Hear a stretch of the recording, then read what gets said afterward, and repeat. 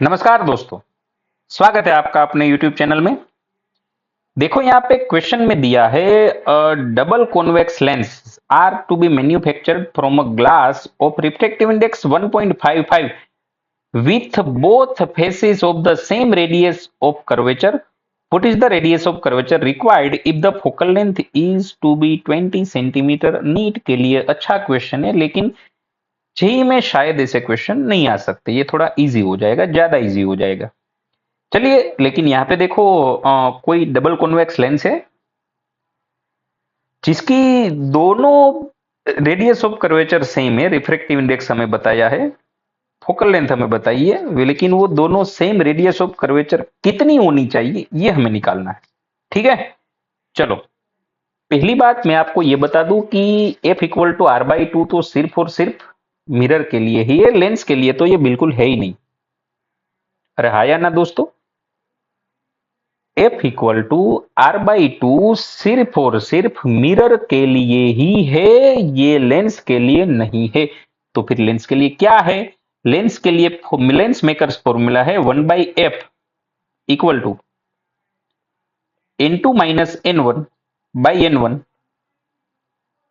1/r1 minus 1/r2। चलिए ठीक है, ये n2 माने refractive index of lens, n1 माने उसको कहां पे रखा है, कौन से मीडियम में रखा है। 90% केस में ये एयर ही होगा, 90 नहीं 95 98% केस में ये एयर ही होगा। यहाँ पे चेंज करने की पॉसिबिलिटी खूब कम है, लेकिन नहीं करेंगे ऐसा नहीं है। एनसीईआरटी में क्वेश्चन दिया है, एग्जाम्पल में कोई अदर मीडियम में प्लेस किया है। चलिए वो भी ठीक है, मान लो ये हमारा डबल कॉन्वेक्स लेंस है। रे अपना जो पहली सरफेस से टकराएगा ये रेडियस ऑफ कर्वेचर हो जाएगा R1, उसके बाद वाली जो सरफेस है फेसिस है उसकी रेडियस ऑफ कर्वेचर हो जाएगी R2। साइन के साथ लेना है तो पहली रेडियस ऑफ कर्वेचर पॉजिटिव आएगी, दूसरी नेगेटिव ही आएगी। ठीक है दोस्तों, तो यहां तक तो क्लियर है। पहले हम ये मान ले कि ये एयर में रखा है, एयर में, तब की बात है 1/f इक्वल टू लेंस का refractive index n-1 divide by 1 तो नहीं लिखेंगे तो चलेगा, 1/r, दोनों फेसिस सेम है उसके लिए माइनस 1/-r आएगा, क्योंकि एक प्लस आएगी एक माइनस आएगी, हमने थोड़ी देर पहले बात की। यहां माइनस माइनस प्लस हो जाएगा, ये हो जाएगा 1/r, नेट मिला के ये कुछ ऐसा हो जाएगा 1/f equal to 2 into n-1/r। ठीक है, ये 1/r हो जाएगा 2/r, 2 इंटू n-1/r। आप दोनों को उल्टा कर दो, f equal to R/2 n-1। तो ये आप याद रख लो, तो उसमें कोई बुराई नहीं है। अच्छा, f equal to R/2 n-1, लेकिन ये कब यूज करना है? जब दोनों फेसिस की रेडियस ऑफ कर्वेचर सेम हो तभी, और ये लेंस जब एयर में रखा हो तब ही आप ऐसा कर सकते हो, बाकी ऐसा नहीं कर सकते। काफी बच्चे सोचते हैं सर 1/r माइनस 1/r, यहां पे तो ये 0 हो जाएगा। अरे भाई, साइन के साथ रखना है, प्लस माइनस के साथ। हो सकता है कि पहली फेसिस आपको प्लेन दे दे, दूसरी ऐसी प्लेनो कॉन्वेक्स लेंस दे दे। चलिए ठीक है, तो आप क्या करोगे? तो ये हो जाएगा 1/f। इसके लिए नहीं है, मैं सिर्फ बता रहा हूं आपको।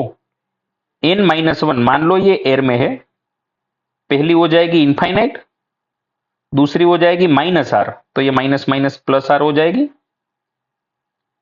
ठीक है, और अगर पहली r होती दूसरी वाली प्लेन होती तब भी ये 1/r माइनस 1/इनफाइनाइट होता, तब भी कोई फर्क नहीं पड़ता। आपका लेंस ऐसे हो या फिर ऐसे हो, कोई फर्क नहीं पड़ेगा, ये इसके लिए है। पहली सरफेस इनफाइनाइट, दूसरी -r, minus minus plus r हो जाएगी। अगर मान लो ये होता तो पहली सरफेस r हो जाती, दूसरी इनफाइनाइट, वैसे भी 1/इनफाइनाइट तो 0 ही हो जाएगा। चलिए यहां पे हो जाएगा 1/f इक्वल टू n-1, और यहां पे हो जाएगा 1/इनफाइनाइट 0, 1/r, तो f हो जाएगा कुछ r/n-1। चलिए ये भी ठीक है। ये आपको कब यूज करना है? जब लेंस अपना एयर में प्लेस किया है और रेडियस ऑफ कर्वेचर में एक इनफाइनाइट और एक मतलब प्लेनो कॉन्वेक्स लेंस है, तब की बात कर रहे हैं। वैसे प्लेनो कॉनकेव के लिए भी यूज कर सकते हैं, लेकिन फोकल लेंथ साइन के साथ लेनी है प्लस माइनस। चलिए ठीक है, पहले तो ये दोनों आपको याद होने चाहिए क्योंकि यहां से क्वेश्चन निकल के आ रहे हैं। नीट वाले बच्चे खास ध्यान रखो, क्वेश्चन यहां से आ सकते हैं। चलो यहां पे तो कोई दिक्कत है नहीं।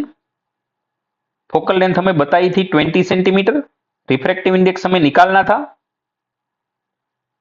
सॉरी रेडियस ऑफ कर्वेचर हमें निकालनी थी। रेडियस ऑफ रिफ्रैक्टिव इंडेक्स 1.55 हमें दिया था, 1.55 माइनस 1, तो ये कुछ हो जाएगा R equal to 20 into 2 into 0.55।